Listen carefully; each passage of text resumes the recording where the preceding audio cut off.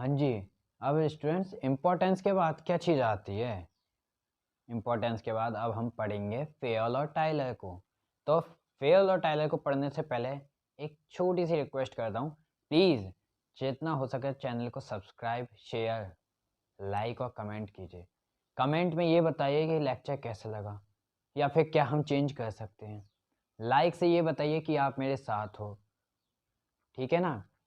Share से ये दिखाइए कि है ना, और बच्चों के लिए जो मैंने ये है ना ट्राई कर रहा हूँ कि मैं फ्री में उनको पढ़ाऊँगा, वो सक्सेस हो सकता है, जिससे कि मैं मोटिवेट भी होऊंगा।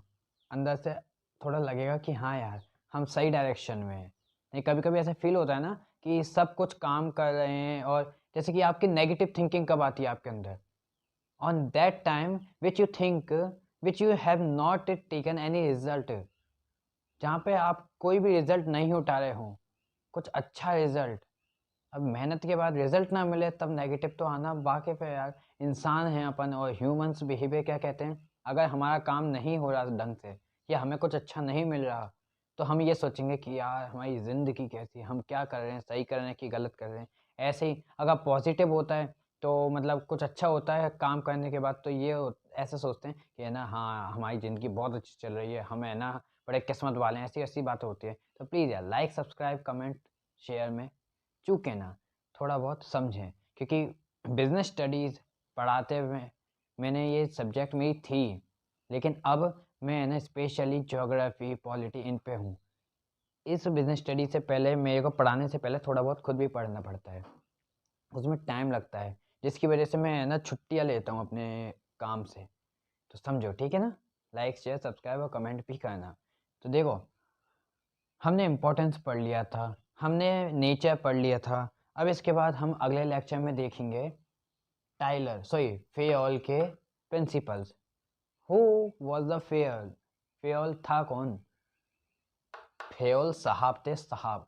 एक मिनट, ये वाले साहब थे, ये बड़े शानदार साहब है ना। हाँ, यूरोप के वासी थे, देख लो, इससे पता चलता है। मतलब या तो वेस्टर्न कल्चर से रिलेटेड है ये, या तो यूरोप के होंगे या फिर वेस्ट में है ना अमेरिका की साइड के होंगे, है ना? पता चल रहा है ना? कहीं के भी हों, अपन को क्या मतलब है? अपन को तो इनके प्रिंसिपल से मतलब है, ठीक है ना? डिमांड ये कहते हैं जिससे हमको मतलब है वो हम लेंगे, और जिससे नहीं है उसको हम छोड़ देंगे। अभी हमको मतलब है प्रिंसिपल्स से। तो प्रिंसिपल से देखें, ये आपके लिए एक छोटा सा डायग्राम मैंने बनाया है, जिससे कि आप इजीली से समझ सको कि फेयोल ने जो सीड डाला था, जो बीज डाला था, उस बीज में है ना कैसी कैसी शाखाएं निकली, मतलब कैसे कैसे रूट्स निकले, समझे ना? ये फेयोल का पेड़ है, ट्री ऑफ फेयोल। और ये आपको है ना, मैंने आपको बना के दिखाया, आप चाहो तो स्क्रीनशॉट ले लो, और आप चाहोगे तो मैं है ना जो मैंने लिखा है जिस तरह से, वो आपको है मैं दे भी दूंगा। मतलब अपने टेलीग्राम ग्रुप पे, जो मैंने आपसे कहा है, टेलीग्राम ग्रुप पे शामिल हुई ज्वाइन कीजिए, और आपको सारी चीज़ें मिलेंगी जो कि है ना आपको यहाँ पे मैं बताऊँगा, पढ़ाऊँगा। और साथ में कुछ वक्त बाद मैं आपको पीपीटीज भी दिखाया करूँगा, तो टेंशन नहीं लीजिए। अभी आप इस पे आए हैं, तो इस पे आते हैं हम, और इस पे प्रिंसिपल्स की बात करते हैं। फेयोल्स के प्रिंसिपल। फाइनेंस जो बच्चा था उसकी बात खत्म हो चुकी है, अब शुरू होता है फेयोल के पेड़ की। इस फेयोल के पेड़ में एक ही फल नहीं आता, इस पेड़ में कई सारे फल हैं, और बड़े मीठे मीठे फल हैं। और वो मीठे मीठे फल क्या है, कैसे? देखो, डाइविशन ऑफ वर्क मीन्स ये कहता है एक इंसान किसी एक काम में स्पेशल हो सकता है, लेकिन ऐसा नहीं हो सकता कि वो इंसान है ना कई सारे काम में स्पेशल हो। नहीं हो सकता ना, समझे? ये अपन को डाइविशन ऑफ वर्क कह रहा है प्रिंसिपल जो फेयोल का है, कि ये बोलता है हमसे कि है ना, अगर मतलब एक इंसान को एक काम दे दो, दूसरे को कोई दूसरा दे दो, तीसरे को कोई तीसरा काम दे दो, इस तरह से जो काम दे रहे हैं आप, इस तरह से काम को देना है ना, एक तरह से मैनेजमेंट हो जाएगा। इससे आप है ना पूरे वर्क को है ना, जो आप एक्टिविटी कंप्लीट करना चाहते हो, वो आपकी अच्छे से होगी, क्योंकि एक इंसान को एक काम दिया, वो उस काम को पूरे दिल से, पूरे मेहनत से करेगा, और वही काम में वो परफेक्ट हो जाएगा। वो प्रैक्टिस पे प्रैक्टिस करेगा, डेली वो करेगा उसी काम को, तो उसकी प्रैक्टिस हो जाएगी। उसकी प्रैक्टिस का मतलब है कि अब वो है ना कुछ वक्त बाद उस काम को बहुत अच्छे से करने लग जाएगा। सही हूँ ना मैं? बस, डाइविशन ऑफ वर्क यही कहता है कि वर्क को डिवाइड करो, वर्क को ऐसा नहीं है कि किसी को कुछ भी वर्क कभी भी दे दिया, नहीं। जो जिस काम को कर रहा है ना उसको वही काम करने दो और किसी से वो काम मत कराओ, क्योंकि जो ये काम को करेगा वो उस काम को 1 बार, 2 बार, 100 बार, 200 बार ऐसे करते-करते उस काम में महारत हासिल कर लेगा और उसको इतनी प्रैक्टिस हो जाएगी कि वो है ना उस काम को अनकॉन्शियस माइंड में डाल देगा और वो कभी-कभी ऐसे सोते हुए भी उस काम को बड़बड़ा सकता है। जैसे कि आप देखते हो आपके दिमाग में क्या चलता है, कोई टारगेट लेके अगर हो तो उसके दिमाग में टारगेट चलेगा। लेकिन आजकल के बच्चे मतलब आप सब लोग का मेरे को पता है बच्चा, बहुत अच्छे से पता है आप सब लोग क्या सोचते हो।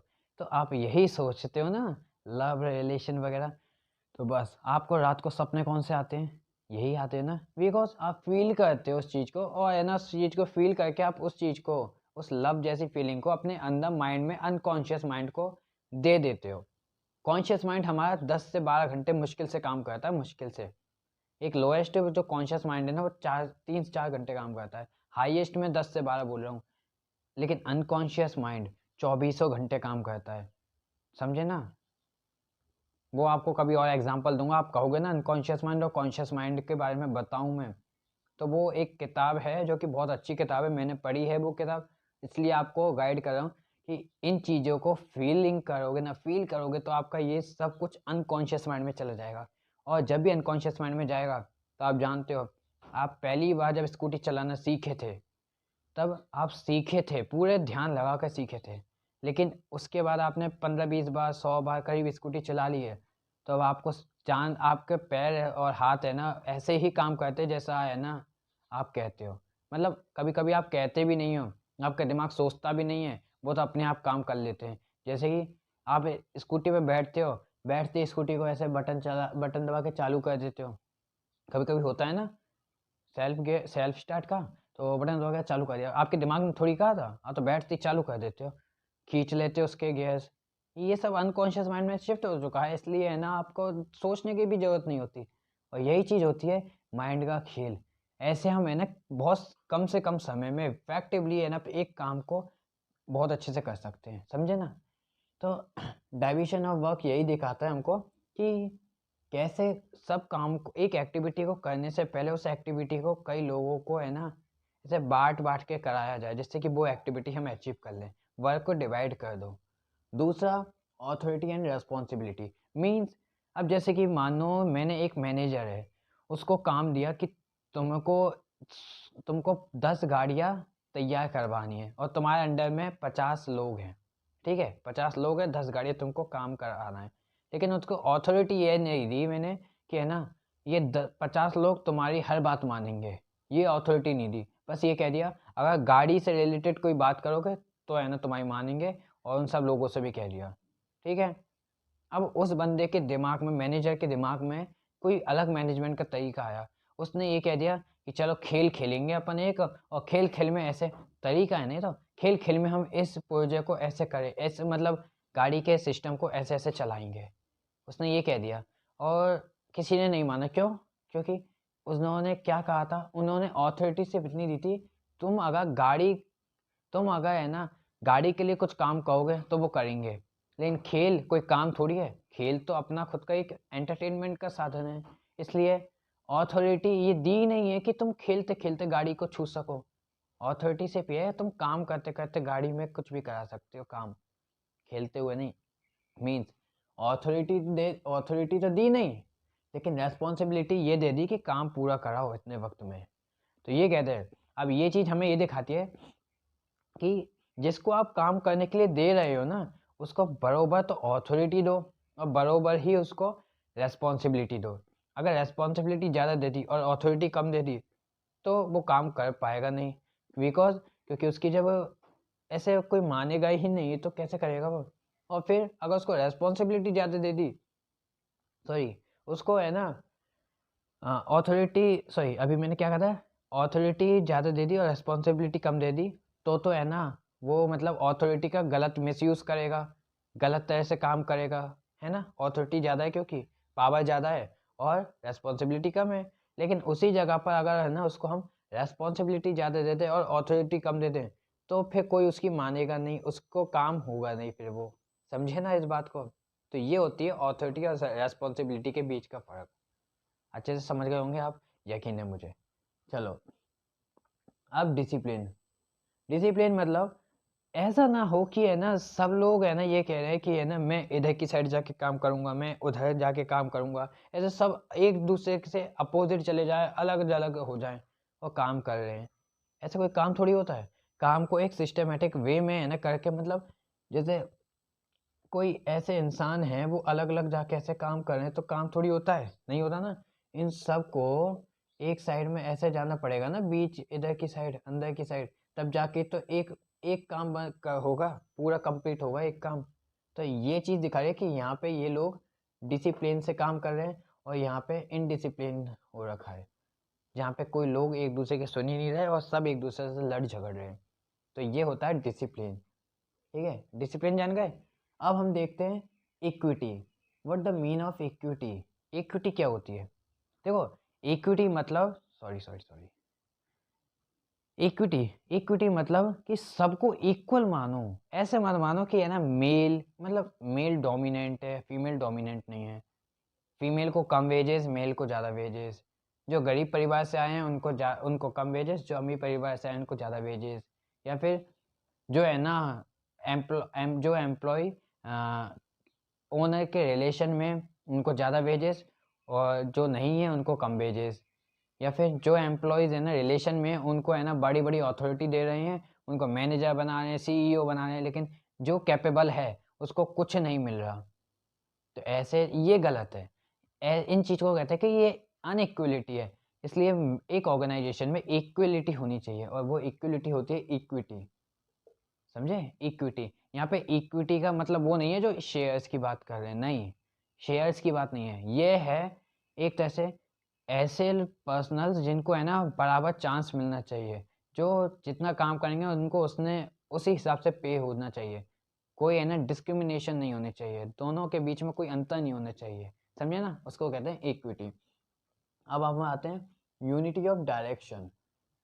समझे? Unity of direction. ये यूनिटी ऑफ डायरेक्शन दिखाती है कि सब लोग एक जगह एक जैसे काम करें। सेम बात आ गई ना, मतलब डिसिप्लिन की तरह ही ये यूनिटी ऑफ डायरेक्शन आ गई। सब लोगों को पता है उनको कहाँ पर जाना है। ऐसे ऐसे ये सब लोग अपनी अपनी जगह पर जा रहे हैं, और जाकर वही एक पॉइंट पर पहुंचेंगे, और उस पॉइंट को कहेंगे कि ये यूनिटी ऑफ डायरेक्शन से गए हैं, इसलिए ये बिल्कुल सही जगह पर पहुंचे हैं। समझे? यूनिटी ऑफ डायरेक्शन मीन्स एक इंसान ने उनको डायरेक्शन दिखाई, और उस डायरेक्शन में वो साथ में चले, और साथ में चल के उन्होंने वो अचीव कर लिया। इसे कहते हैं यूनिटी ऑफ डायरेक्शन। अब अगला क्या आया? Stability of personal. अब देखो, जैसे कि कोई एक नया आदमी आया, ठीक है, आप लोग आए, आप है ना स्टार्टिंग में कॉमर्स में थोड़ी देखी आपने, कभी कभी देखी थोड़ी थी स्टार्टिंग में, लेकिन जैसे ही आपने 10th क्लियर करी, 10th को क्लियर करती आप 11th में आए, और आपने सोचा कि हम तो भैया कॉमर्स लेंगे, बिल्कुल नई नई सब्जेक्ट है, नया रिस्क, वो कहते हैं ना, if you are not able to take the risk, then you are not desire the profit of that risk. है ना बात? तो भाई आप रिस्क लोगे तब आपको प्रॉफिट मिलेगा, लेकिन इस जगह पर रिस्क आपको जब पता ही नहीं है क्या है, और आप सोचो कि हमें प्रॉफिट मिलेगा, तो ये तो गलत है, क्योंकि रिस्क का लेवल नहीं पता हमको। तो ये दिखा रहा है स्टेबिलिटी ऑफ पर्सनल, कि जैसे कि कोई आप लोग आए, आप लोगों ने 11th में कॉमर्स ले ली। अब कॉमर्स लेके आप 11th से अभी तक 12th तक पढ़ रहे हो कॉमर्स को, एक एक करके आपने सब चीज़ सीखी पर्सनलाइज तौर पे, इजीली से, कोशिश करते करते, प्रैक्टिस करते करते आपने सीखी, सीखी ना। 12th में आते आते आपने सब चीज़ है ना वो सीख ली, काफ़ी सारी चीज़ सीख ली मतलब। लेकिन उसी जगह पर 12th के क्लियर होने के बाद, या फिर 12th के एग्ज़ाम में आप तो बैठे ही हो, आप कॉमर्स के लोग तो बैठे ही हो, साथ में किसी साइंस का या आर्ट्स का या फिर मैथ के इंसान को बैठा दें, बच्चे को बैठा दें, स्टूडेंट को बैठा दें कि तू भी पेपर दे, तो वो कैसे कर पाएगा? कैसे? नहीं कर पाएगा ना। तो ये स्टेबिलिटी ऑफ पर्सनल बोल रहा है हमसे, कि जिस इंसान को आपने एम्प्लॉय के तौर पे लिया, उसको आप ट्रेनिंग कराओगे, उसकी एजुकेशन पे काम करोगे, करोगे ना, तो ये सब चीज़ है ना उसको स्टेबल होने के लिए मदद करेंगी। लेकिन उस इंसान को ज़्यादा से ज़्यादा अपनी कंपनी में रखो, खुश रखो उसको, जिससे कि आपने उस पे इतना ज़्यादा खर्चा किया है, उसकी ट्रेनिंग पे, उसके रिसर्च, उसकी मतलब एजुकेशन पे, और वो जब छोड़ के चला जाएगा तो उसके बाद जो नया एम्प्लॉय आएगा वो भी नया होगा बिल्कुल, तो उसको तो फिर सिखाना पड़ेगा। और जो आपकी कॉस्ट लगी थी पहले वाले एम्प्लॉय को सिखाने में, उतनी ही कॉस्ट फिर से लग जाएगी आपकी, तो ये तो एक्स्ट्रा कॉस्ट हो गई ना। तो एक्स्ट्रा कॉस्ट को अवॉइड करो। स्टेबिलिटी ऑफ पर्सनल हर ऑर्गेनाइजेशन को डिपेंड करती है उसके प्रॉफिट और उसके सर्वाइवल के लिए, क्योंकि जहाँ पे एम्प्लॉयज आते जाते रहेंगे ना, वहाँ पे वहाँ पे वो कंपनी सस्टेन नहीं कर पाएगी, डेवलप नहीं हो पाएगी, क्योंकि एक जगह पर है ना 1 साल तक लोगों को काम करवाया, उनकी प्रैक्टिस हो गई, उनकी ट्रेनिंग, एजुकेशन सब कुछ हो गया। अब उसके बाद उन लोगों को बदल के नए लोगों को ले लिया गया। तो मतलब क्या है भाई, कंपटीशन में तुम उतर चुके हो, कंपटीशन में उतरने के बाद आप लोग है ना सबको निकाल देते हो और नए लोगों को ले लेते हो। मतलब कि आप फिर से कंपटीशन के पीछे चले गए। पहले उन नए लोगों को सिखाना पड़ेगा आपको कि है ना कैसे काम होता है। तभी तो हम लोग कहते हैं जब भी हम कहीं पे जॉब ढूंढने जाते हैं तो सामने वाला कहता है यू एन एक्सपीरियंस, क्या आपको कुछ भी एक्सपीरियंस है इस चीज़ का? अगर नहीं है तो आप है ना उसकी सेकंड प्रायोरिटी होगे। लेकिन आप कहते हो yes I have an experiment and I work in that institution that campus at least 4 month 5 month, ऐसी बात तो है ना, आप लोग ऐसे आप लोगों को वो फर्स्ट प्रायोरिटी पे रखेगा, समझे? जैसे कि अब मैं अपना एग्जांपल देता हूँ आपको थोड़ा सा।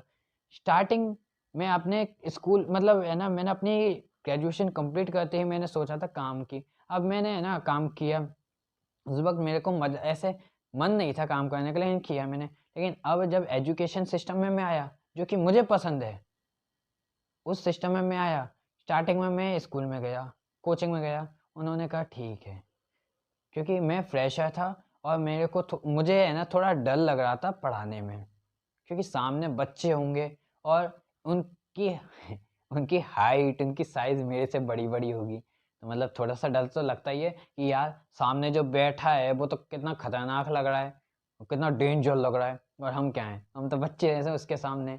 तो ऐसे डर लगेगा, तो उस डर को मार के फिर भी मैं खड़ा रहा। उन्होंने कहा ठीक है, हम है ना आपको अपनी सेकंड प्रायोरिटी रखेंगे। उन्होंने मेरे चेहरे पे ऐसे चेहरे के सामने बैठ के कहा, हम आपको सेकंड प्रायोरिटी रखेंगे हमारी, ठीक है? लेकिन अब जब मैं है ना स्कूल में है ना जॉइन हो चुका हूँ, कई महीने हो चुके हैं मुझे, तो मुझे पता है किस तरह से मैं कैसे पढ़ा हूँ, कैसे काम कर रहा हूँ, सब कुछ है ना मतलब एक्सपेरिमेंट के थ्रू मैंने एक्सपीरियंस कर लिया है, और हर चीज़ को मैंने एक इफ़ेक्टिव वे और एफिशिएंट वे में कर लिया है, क्योंकि मैं सीखने वालों में से हूँ, ठीक है ना? अब वही चीज़ मेरे लिए फ़ायदा ये बनी कि अब मुझे ऑफ़र्स आते हैं कई 1-2 मतलब ऐसे 3-4 बड़ी-बड़ी कोचिंग से।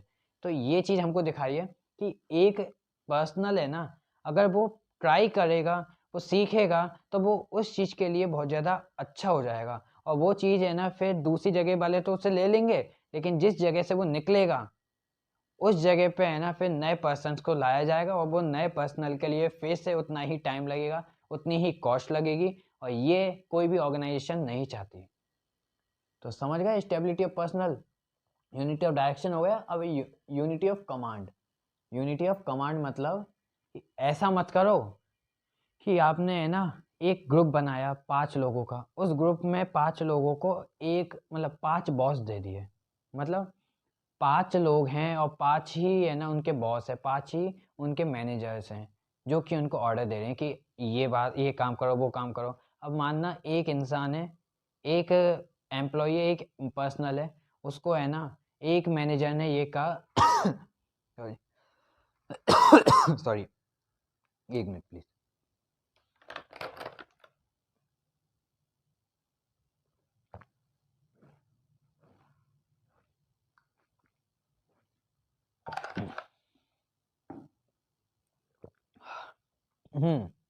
जैसे कि एक एम्प्लॉई है, उससे एक पर्सनल ने कहा कि है ना सॉरी एक पर्सनल है, उससे एक मैनेजर ने कहा तुम इस तरह से काम करो, ठीक है? तुम ऐसे ऐसे काम करो, ऐसे लाइन बना के बता दी कि तुम इस तरह से एक एक काम करो, ठीक है? अब उसी पर्सनल से किसी दूसरे मैनेजर ने आके कहा कि नहीं तुम ऐसे नहीं, तुम ऐसे काम करो, ऐसे मत करो, ऐसे करो। समझे लाइन बात को?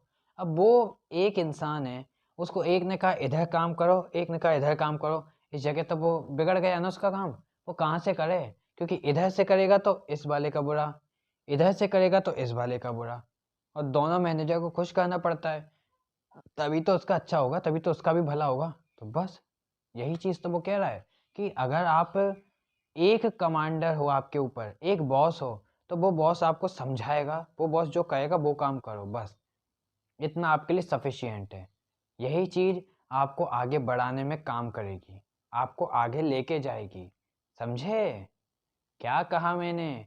मैंने सिर्फ एक बात कही है आपसे कि ऐसा होना चाहिए कि ऐसे ग्रुप बनाए, उस ग्रुप में 5 लोग हैं तो 5 लोगों के ऊपर एक मैनेजर हो, एक बॉस हो, एक ही कमांडर हो।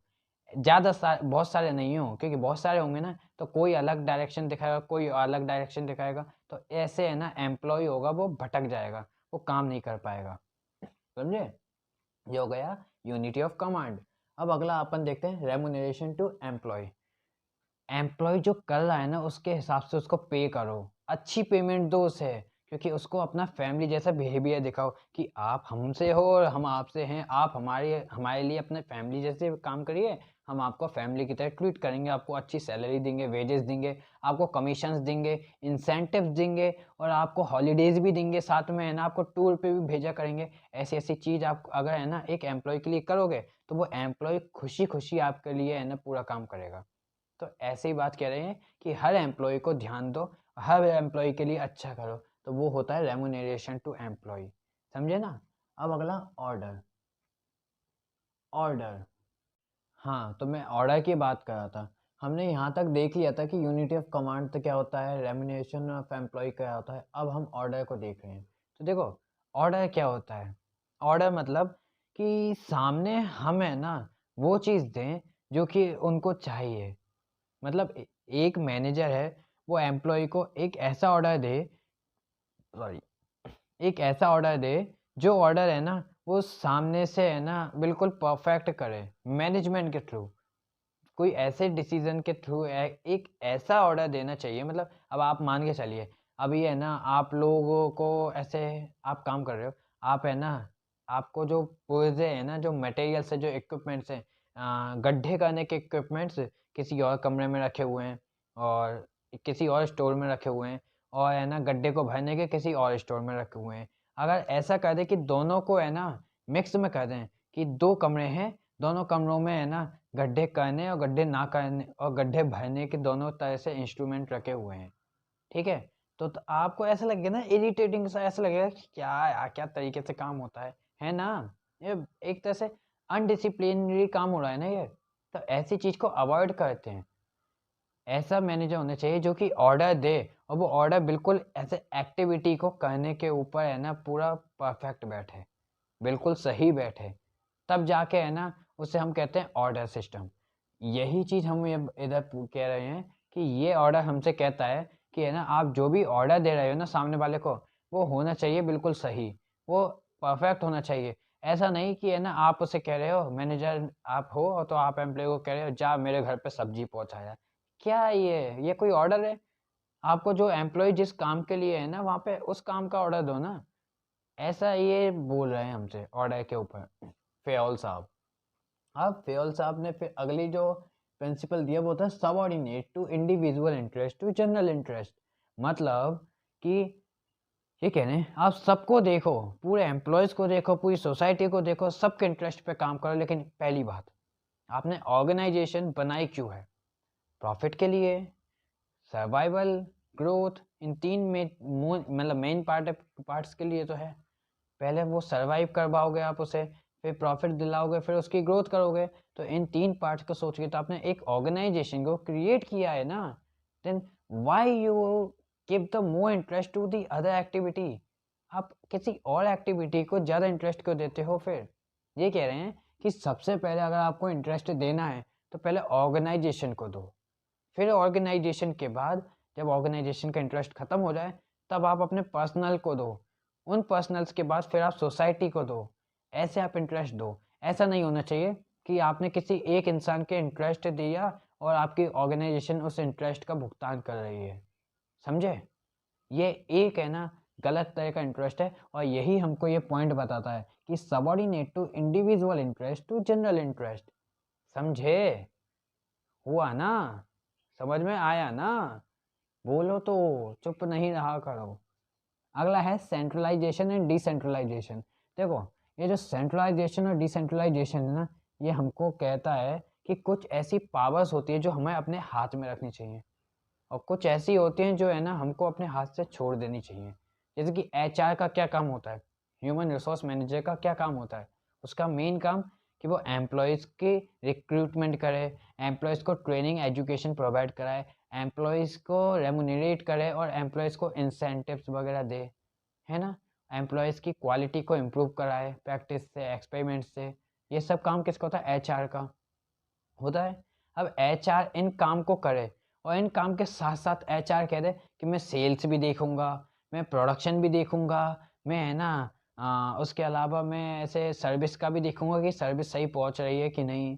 अब ऐसे सब काम अगर एक एचआर देख लेगा, ह्यूमन रिसोर्स देख लेगा, वो तो डिसेंट्रलाइज एक फॉर्म हो गई ना। ये हमसे कहता है कि सेंट्रलाइजेशन होना चाहिए, डिसेंट्रलाइजेशन नहीं। सेंट्रलाइजेशन मतलब कि आपको कुछ पावर, तो कुछ काम अपने हाथ में रखने हैं जो आप ही करा सकते हो, उनको कोई और उनके लिए ऑर्डर नहीं दे सकता। लेकिन कुछ काम ऐसे हैं जो आपको छोड़ने भी पड़ेंगे कि ये लो, आप सब इन कामों को लो और आप सब करो। समझे? आया? आना चाहिए। अब एस्पिरेट डी कॉप्स, कुछ ऐसे लग नहीं रहा कि भाई हम सब एक हैं। स्पिरिट, स्पिरिट, भूत, भूत, ये भूत ही है, ये आत्मा। कि हम ऑर्गेनाइजेशन में, और ऑर्गेनाइजेशन में हम सब क्या हैं, एम्प्लॉय हैं। एम्प्लॉय मतलब हम सबकी एक स्पिरिट है, और वो स्पिरिट किसके लिए, ऑर्गेनाइजेशन के लिए। Point, point to be noted bold, organization के लिए हम सबकी स्पिरिट है। तो वो स्पिरिट हम सबकी एक है, इसलिए हम सब जो भी काम करेंगे वो सब करेंगे एक ही एक्टिविटी के लिए। हम सब साथ में ग्रुप बना के काम करेंगे। कुछ आपको रिपीट हो रहा है, कुछ देखो रिपीटेशन, हर एक वर्ड में रिपीटेशन हो रहा है। और वो क्या क्या रिपीटेशन है, ग्रुप में काम करना, एक्टिविटी को सिर्फ एक सिंगल एक्टिविटी के लिए कई सारे ग्रुप बनाकर काम करना, अचीव करना। फिर फ्लेक्सिबल को पकड़ना कि क्या एनवायरनमेंट में चेंज हो रहा है, कैसे हम उसको पा सकते हैं। ये सब चीज़ें आ रही है ना, ये प्रिंसिपल ऑफ मैनेजमेंट ही तो दिखा रहा है, और फेयल के प्रिंसिपल्स स्पेशली। ये हमने देख लिया एस्पेक्ट डी कॉर्प्स तक। अब स्केलर चेन, ये स्केलर चेन है ना, ये हमको एक तरह का मेथड दिखाती है। क्या मेथड? ऐसा मेथड कि जब आप चाहो तो आप ऊपर भी चले जाओ, और जब आप चाहो जब नीचे भी आ जाओ। जैसे कि मैं एक डायग्राम बनाता हूँ, ये देखो ये डायग्राम है आपका, ठीक है। आपने भी देखा होगा, ये डायग्राम आपके मे बी बुक में है। तो ये है आपका टॉप लेवल, ये आपका मिडिल लेवल, या फिर इसको कह सकते हैं मैनेजरियल लेवल,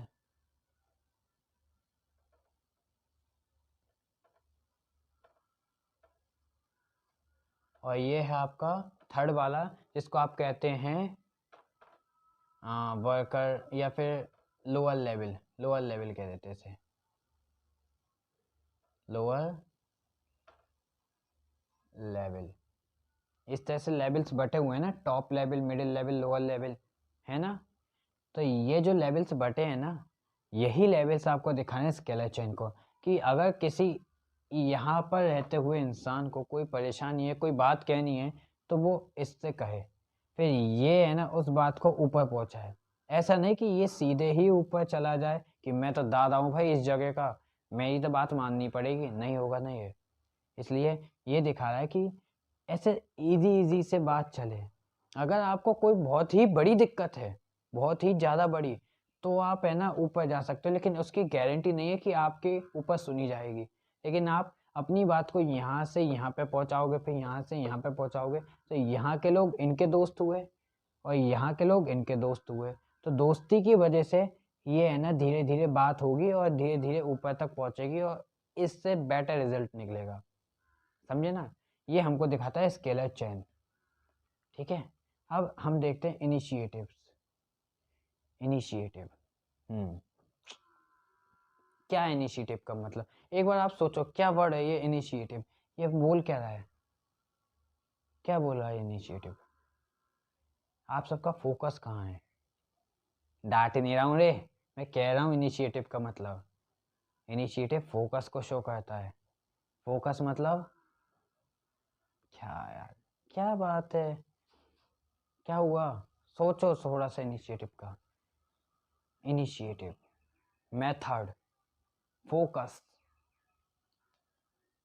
इनिशिएटिव का मतलब आप समझ नहीं पा रहे। देखो, ये तो वर्ड ही ऐसा है जो कि हमको सीधा सीधा बोल रहा है कि है ना, जैसे कि कोई एम्प्लॉई है, ठीक है, बहुत ज़्यादा टैलेंटेड है, काफ़ी कुछ सीख चुका है कंपनी से, वो फोकस करता है, कभी उसके दिमाग में आया कि मे बी हम इस तरह से इस काम को करें, ऐसे सोचता है वो, जैसे मैं सोचा हूँ किस समय, शायद हम इस तरह से इस काम को करें तो ये काम ऐसे हो जाए और है ना हमसे को इससे इतना प्रॉफिट हो, जहाँ कि अब हम जैसे इस काम को कर रहे हैं तो हमें इतना हो रहा है, इतना प्रॉफिट, और हम इस तरह से इस काम को करें तो हमें इतना प्रॉफिट हो जाए।